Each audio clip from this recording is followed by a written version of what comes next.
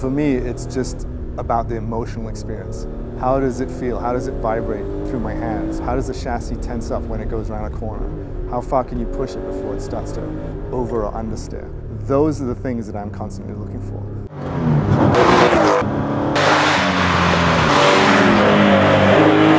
My name is Alexander Bermudez, and I drive the Growler.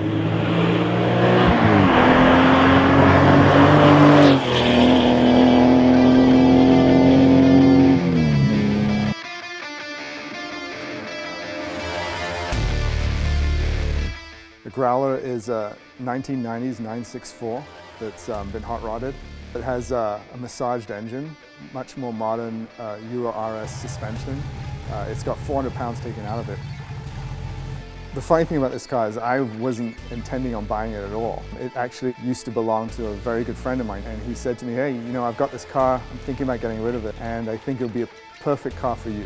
And I was somewhat skeptical. I took it for a spin, and it was actually the first air-cooled car that I'd ever driven, and it just changed my world. From that point on, I was a different person.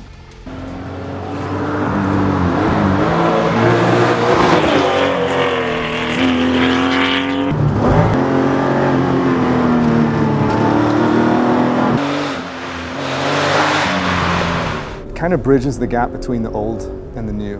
Because it's so light, it has the speed and the acceleration that you typically find in the newer water-cooled cars. And yet, because it's slightly older and it has automatic steering taken out of it, it has really good steering feel that is typically what you find in the older cars.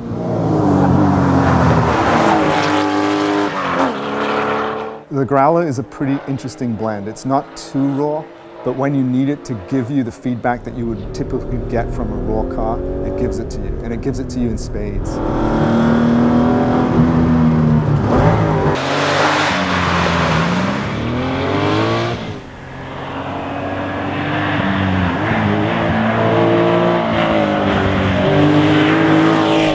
The closer you get to the edge, it becomes more comfortable because it's telling you exactly what's going on.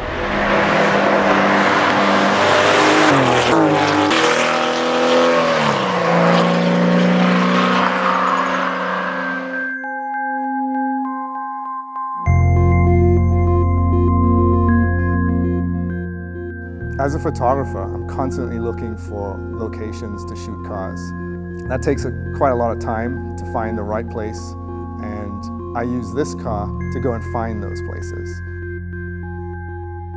The shooting is not what I find most enjoyable about shooting cars. It's the driving of them. I'm very privileged because I get to drive these cars for long periods of time, and in that time I use them for everything. I'll take it to the grocery store. It's not uncommon that I'll put 2,000 to 3,000 miles on a car. So by the time I'm handing the car back, I have a very intimate understanding of how it drives and what it does and what it's good at and what it's not so good at. One of the reasons why I enjoy doing this so much is that I am looking for the perfect car. I believe that I have something that's fairly close, and I'm constantly searching for something better.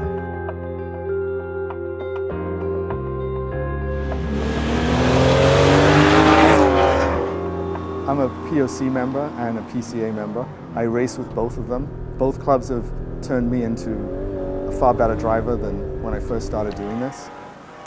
My racing experience started about 4 years ago, where I took my 997 out to the track, and actually Magnus Walker was my first instructor.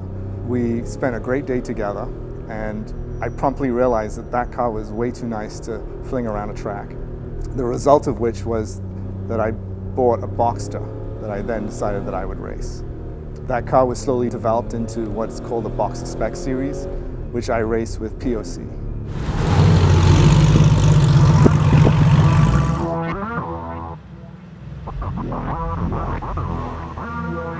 Racing and photography are complete opposites. The reason is because racing is fundamentally destructive. Even if you don't touch anything on the track, you are essentially destroying the car. Every part of it is wearing out at a very quick rate. You're driving the car outside of the envelope that it was designed to do. And as a result, its lifespan is very short. Photography is like therapy for the destruction of racing. And I think for me, it's very important to do both. I've been extremely lucky in all the things that I do because they've been challenging, interesting, and they all have room for my personal development, which, as far as I'm concerned, is the most important part of this whole project.